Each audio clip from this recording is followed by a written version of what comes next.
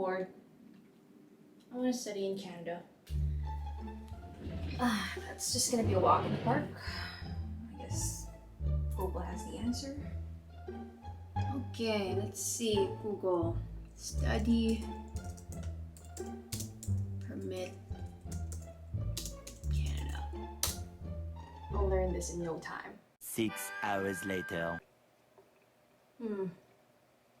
It's a bit more complicated than I thought. Okay, I think we need to write this down. Okay. Study in Canada.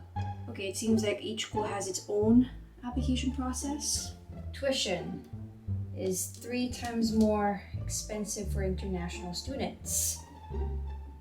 Well, that's a shocker. I need IELTS, but I already speak English. That's weird. Vancouver seems like an attractive city, but there's also a lot of Filipinos in Calgary, apparently. Ooh, maybe not for rent. Yeah, it's a bit more expensive there. Wait, what is it? LOO, LOA, SDS, IRCC, AOR, PGWP. Why am I left-handed? Alright, I guess I'll study next year. Hey guys, it's Rachel. Sorry for the long and corny skit, but this is a close representation of what most of you will encounter when deciding to study in Canada. If you were like me, you probably even had the same questions I had when I was starting my application. But instead of figuring it out on your own, I want to make it easier for you guys. And since I went through all of it, I thought it'd be nice to share a glimpse of the process, but more importantly, share the timeline of what you may need to follow in order to study in Canada. But before we move on, I just want to share where I'm currently at. I just want to let you guys know that I'm here by English Bay, which is a popular spot in Vancouver. Right behind me is a seawall where a lot of people can jog, bike, and even walk their dogs. It's a beautiful morning in the middle of August. I got my iced coffee with me, and I'm very happy to share this view with you all. Anyway, let's jump right into the video. There are several steps in your preparation to study in Canada, but I will break it down into 3 major milestones. One is applying to a school and getting a letter of acceptance. Second is applying for a study permit. And third is preparing for your arrival to Canada. However, each milestone has its own mini challenges that we need to overcome before we move on to the next. Let's start with the first milestone, which is applying to a school and getting an LOA. So the first step in applying to a school is to obviously do your research. I recommend you allot at least a month for this period. While you can get away with less, I consider this length as safe. During this period, you want to 1. Search for a school that is a designated learning institution in order to qualify for a study permit. And secondly, choose a PGWP eligible program so that you can work here after graduation. The second one, or choosing a PGWP eligible program, is an option worth having than not. Third, take your IELTS exam. This part is not required, but I highly recommend that you do take your IELTS exam, as it gives you options in applying to more schools here in Canada. And if you're considering applying under the student direct stream, this is mandatory. The process of booking an exam and getting your results may take about a month.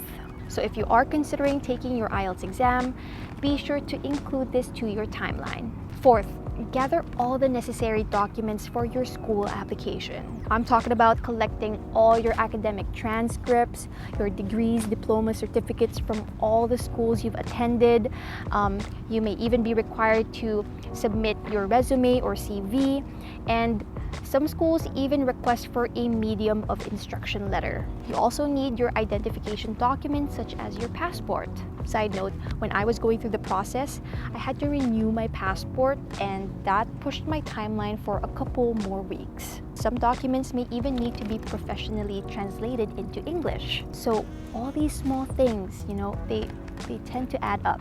And that's why you need at least a month to get everything sorted out for your school application. Now that you've done your research and gathered your documents, the next step is to submit your application and wait for a response. The process may take up to 5 weeks.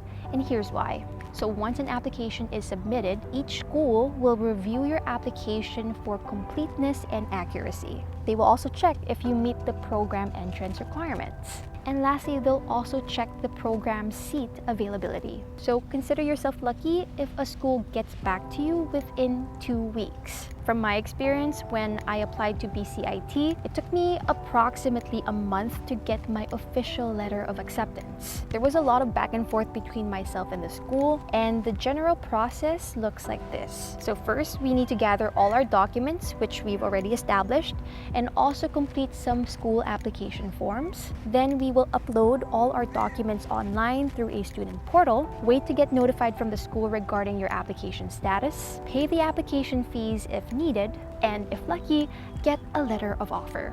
But wait, there's more. Once you get an LOO, you would still need to fulfill certain conditions in order to get your letter of acceptance. So that may entail paying for a security deposit, commitment fee, or paying for your first year's tuition. And it also requires signing the letter of offer and sending it back to the school for their review. At the very end of this lengthy process, you should have an LOA. Why? Because an LOA is the required document you need in order to proceed with your study permit application. And that brings us to milestone number 2, which is applying for a study permit. This is the longest part in the process. I recommend allotting at least 8 weeks to prepare your study permit application, and here's why. There's a lot of documents to gather, such as passport, photo ID, police certificates, transcripts, degrees, diploma certificates, IELTS test results, employment letter, pay stubs, tax records, and reference letters. And finally, we have finances such as bank statements, property assets, investment certificates, or even education loans. That was a mouthful. So yeah, there's a lot. Each document requires time to gather, and that's why I recommend allotting at least 8 weeks. On top of that, you need to allot at least 9 weeks to wait for a decision from IRCC on your study permit application. It could be more or less depending on IRCC's workload, and it also depends on the completeness and accuracy of your application. In total, we're looking at 17 weeks, guys, or just over 4 months to wait for a response from IRCC. This is a very intense period as you're waiting in limbo. Guys, like, I totally remember this feeling, like you're not sure whether to book your plane ticket, look for accommodation, buy fall or winter clothes, or say goodbye to family and friends. Learn from my experience, because when I submitted my application, I was basically racing against time. My semester started on October 10, 2017. My study permit was approved on September 15, 2017. There was very little time in between those two dates, but so much to do within that period. Moral of the story, give yourself enough time. Alright, assuming all goes well and you get a positive decision on your study permit application, you can now move on to milestone number 3, which is you gotta pack your bags because you coming to Canada. So congratulations if you made it this far. You're so close to the finish line, but there's still a couple more things to do. And for this milestone, you may need at least 2 weeks to prepare for your arrival to Canada. 1, you need to book your plane ticket. 2nd is find accommodation. And this part is quite challenging if you don't know anybody in Canada. 3rd, you need to acclimatize yourself. By that, I mean you may need to buy some fall and winter clothes such as puffer jackets, rain boots, toque scarves, some heat tech, and all that fun stuff. 4th, you may need to upgrade or update your gadgets. As an example, I made sure that all the gadgets that I bring are compatible in Canada, like having an open phone line or even buying a universal adapter. And actually, a lot of you were requesting what I brought with me to Canada, but I'll probably cover that in another video with more details. That was like the worst wink ever. I'm sorry you witnessed that. So remember, I only had like 2 weeks to prepare for my arrival to Canada? Yes, I was scrambling and frantically trying to get my shit together. I didn't even have time to say goodbye to my friends. or friend. I was also rushing to buy fall and winter clothes as I had none, and just the emotional process of uprooting my life and moving it to another country to live with family that I have never lived with, you know, it's tough. It's a tough transition for a short period of time. So with that, to wrap things up, here are some important takeaways. Number 1, start early. The saying, early bird gets the worm, is very true in this case. The sooner you start, the more time you have, and with more time, you have more flexibility and less stress. Which brings me to my second point, which is give yourself allowance. Allowance means giving yourself time to mitigate errors, mishaps, or delays. Let's face it, you know, life happens and things change. But if you give yourself enough time to resolve those issues, then you can still meet your goal of coming to Canada. Anyway, that's it. That's all I have for today. You have all the knowledge and the power to do this on your own or with my help. So if you found this video helpful, it would really mean a lot to me if you could please like, subscribe, and comment on my channel. Once again, thank you so much for watching. Be safe and be kind. And as always, I'll see you in the next video. Cheers. 1, 2. Oh, it's recording. So the first step in applying to a school, there's a B.